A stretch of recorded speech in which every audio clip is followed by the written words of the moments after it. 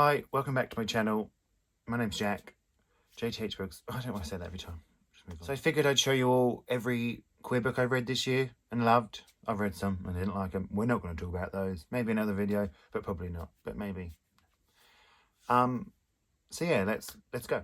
First up is Here Again Now by Okechukwu and Nzelu. You all know I've spoken about this book in my last video. I absolutely love this book.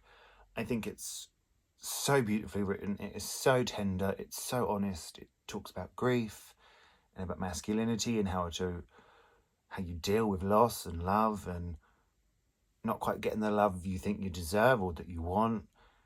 I just think it's really special. I hope a lot of people read this one. It's the only, like I said, it's the only book I've given 5 stars to this year so far.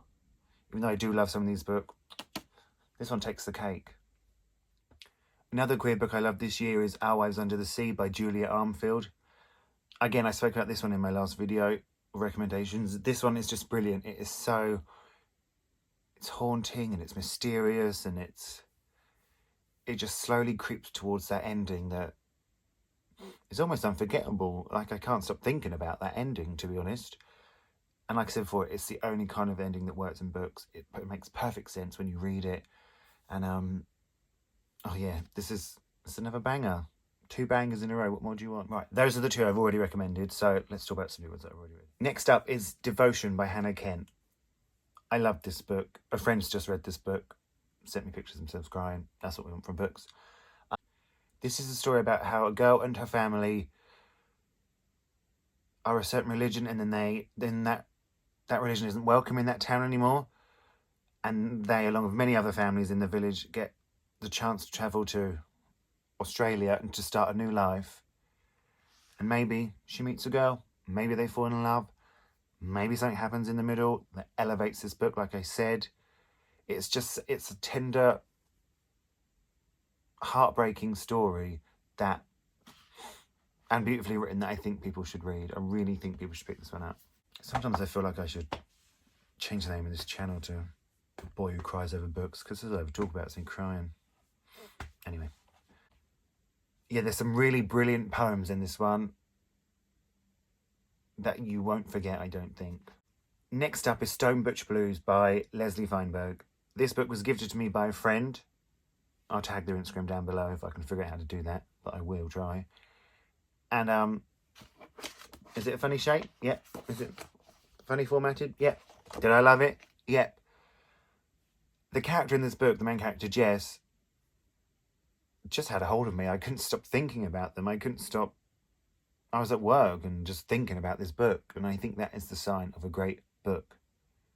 This is the 20th anniversary edition, and I think it came out originally in 1993 or 2003. No, 1993. That was bad maths. We'll move on.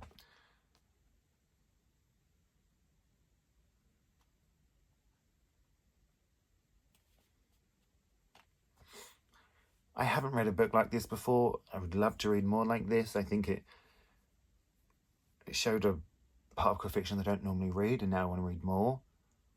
So yeah, definitely check this one out. Next up is The Alpha Son by Penny Jessop. I think, yeah, the first young adult book in this selection, and I think the only young adult book. Proves I need to read some more queer YA this year, but you know, this was just fun. It was fun to, I was going to say sink your teeth into it, but it's about werewolves, so that would just be too much, wouldn't it? But yeah, it's just fun, sweet, sort of enemies to lovers romance. And sometimes it was just escapist, you know. I was just reading it and I forgot about everything else. I was just into this. It's werewolves, it's, you know. It's about Max, who can turn into a werewolf along with all his other friends, and he has to find a mate, and he goes to this mating ceremony, and then he gets mated with someone that he wasn't expecting, and feelings ensue. It's the first of a series, so I would definitely check out the second one. But yeah, it's just a lot of fun. So if you're looking for something fun, YA, enemies to lovers, The Alpha Son by Penny Jessop. Another book that I love this year is Vagabonds by Eloghosa Osunde. Now, I posted how much I love this on Instagram, and then somebody said that they loved it too, but they'd only heard terrible things from other people. And that shocked me.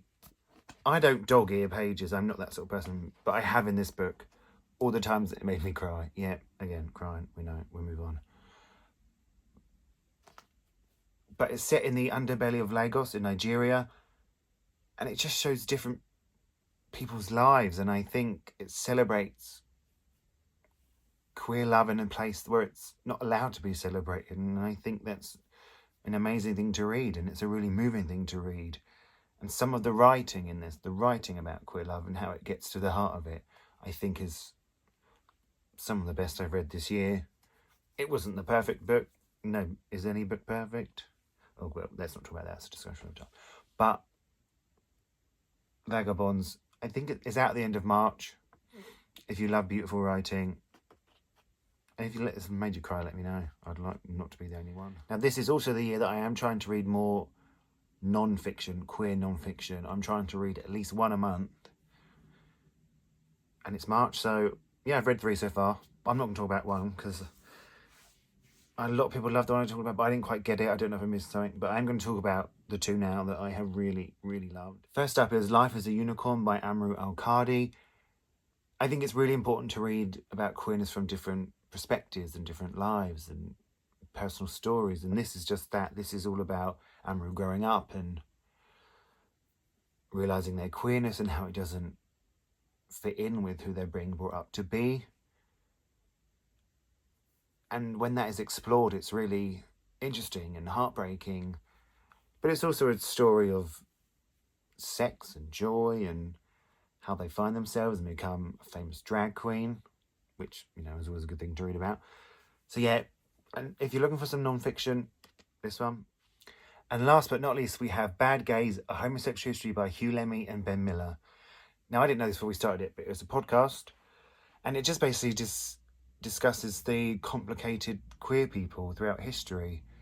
There's like 10 to 50 people here. I didn't know hardly any of them.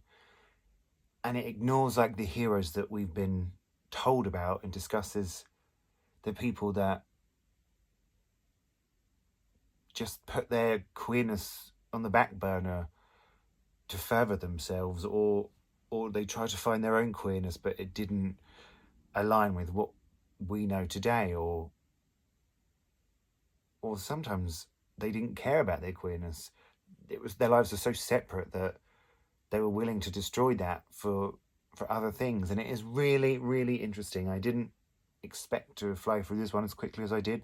Sometimes it takes me a while to read non-fiction, but I just thought this was really, really interesting and really something different. And I am definitely going to check out the podcast now. But this one comes out May 31st. If you're looking for something different, if you're looking for a different take on queer history, I would definitely recommend this one to you. So yeah, here are all the queer books I've read and loved this year. Like I said, there were some I have read that I didn't like, but I'm not talking about them, mainly because I got rid of them. But if you're looking for some brilliant books, here's some. Read them. Let me know if you read them or if you're going to read them. And I'll see you all in the next video.